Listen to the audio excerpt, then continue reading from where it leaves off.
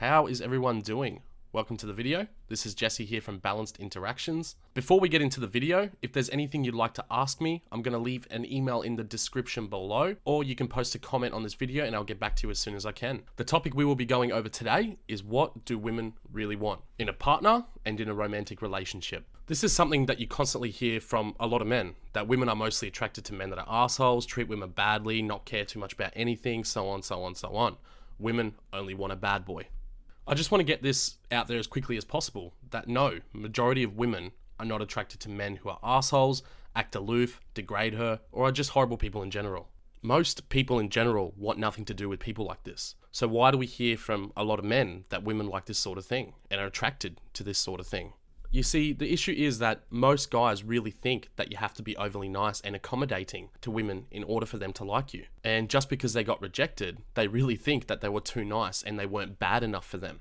This is fairly far from the truth, okay? Yes, women do want someone who is nice, caring, shows respect, but they don't want someone who will put them on a pedestal, answer to their every call, flourish them with gifts, compliments, and basically become their footrest.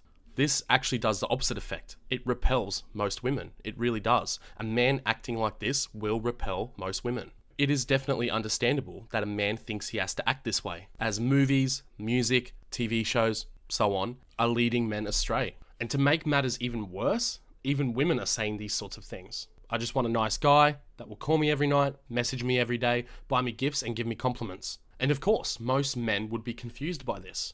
How can the very women saying that they want this be turned off by this at the same time? And there's one simple answer to that. What a woman thinks she wants is totally different to what she actually wants. Remember that. What a woman thinks she wants is totally different to what she actually wants.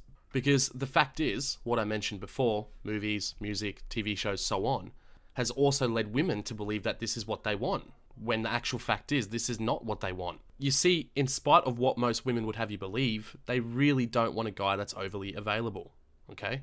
And even though they think it's what they want, it goes against what they're biologically programmed to want or need. So what do I mean by being overly available? It could really mean many things, but I'll mention the main ones. Constantly wanting to stay in touch, whether it's with messaging or phone calls, dropping everything you're doing just for her, always buying her gifts, getting flowers sent to her house or her workplace, always giving her compliments, and so on. And just quickly, now that we're on the topic of gifts and compliments, buying a gift once in a while isn't the issue here. The issue is when you flourish her with gifts in order to buy her affection. And the problem with compliments is a similar scenario. Throwing compliments out there constantly really just comes off as not being genuine and that you're trying to get something from her as well. Being overly available really is a big attraction killer. People in general, especially women, really do enjoy a challenge. This has nothing to do with game playing. We are biologically programmed to appreciate the things we have to work for, much more than the things that are just handed to us. And remember, it is a scientific fact that women are much more attracted to men whose feelings are unclear. Have you ever realized that the women that you don't like are the women that usually like you, but the women that you do like are the women that don't usually like you? Why do you think that is? Because most men put far too much work into the women that they do like, and they may act really laid back with the women that they don't like, which in turn portrays no neediness. So remember, whether you like her or whether you don't like her, make sure to treat all women the same. Now, this doesn't mean you ignore the women that you like or the women you're dating. Not at all. All it means is having your own life, where she isn't the complete focus. And many guys make this mistake. Once they start dating a woman and they're really into them, they make her the focus, which in turn makes them act or seem needy and clingy. When dating, or even in a relationship, it's always important to have a separate life from the other person, whether it's a hobby, working on a career, seeing friends, so on. And just to hit the point home, remember, despite what a woman might say, they really don't want a guy that is too available. This really doesn't mean you have to be an asshole and be mean, because eventually that also repels women. Be nice, be kind, just don't put others on a pedestal. Putting someone on a pedestal is really when needy and clingy behaviors start to come through. Also, by doing so, it may show that you have a limiting internal belief, that you aren't good enough for this person, which in turn can make you act neurotic. Most women really don't like being put on a pedestal, especially by a guy that they are interested in romantically.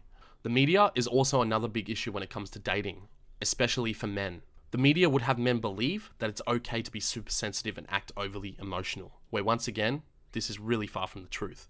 Despite what the media has you believe, genuine females want a man that is a man.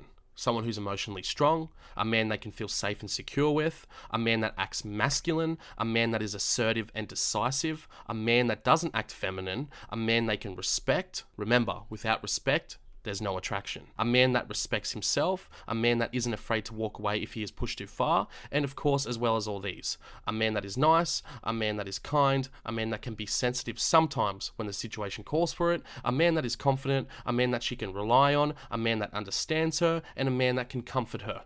Despite what the media would have you believe, women don't want a man that's overly emotional, a man that's overly sensitive, a man that is feminine, a man that puts her on a pedestal and buys her lots of gifts, a man that needs constant reassurance, a man that acts like he isn't good enough, a man that is overbearing or overly jealous, and a man that has no self-respect.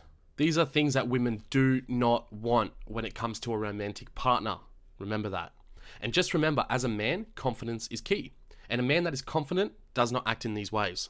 So let's quickly break down respect. What does it mean for a woman to respect you? Because as I mentioned earlier, without respect, there is no attraction.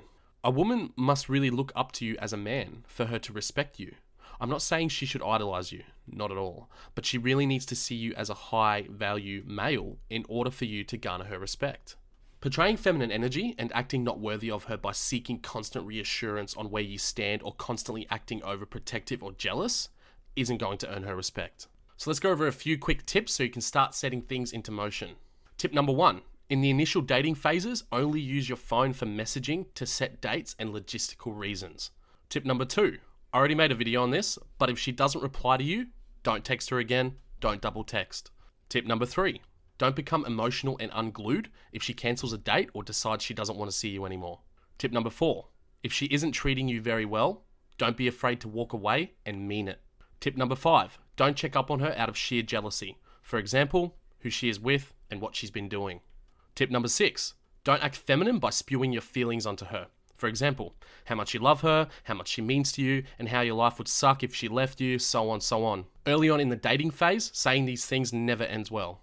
Tip number 7. Don't try to make her your therapist by spewing your fears and negative emotions onto her. Leave that for your friends and family. Tip number 8.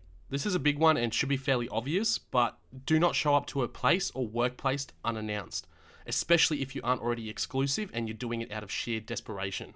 100% of the time, this will backfire if you're coming from a desperate place. Tip number 9, have your own life. Don't make her the center of your existence, work towards a career, start a hobby, and see some friends.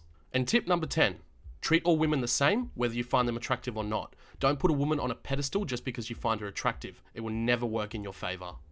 If you enjoyed this video, don't forget to hit that like button. If this video was of value to you and you haven't already, don't forget to subscribe. If you have a question for me, you're more than welcome to email me. It'll be in the description below, or you can leave a comment on this video and I'll get back to you as soon as I can. Thanks for tuning in. I'll see you all in my next video.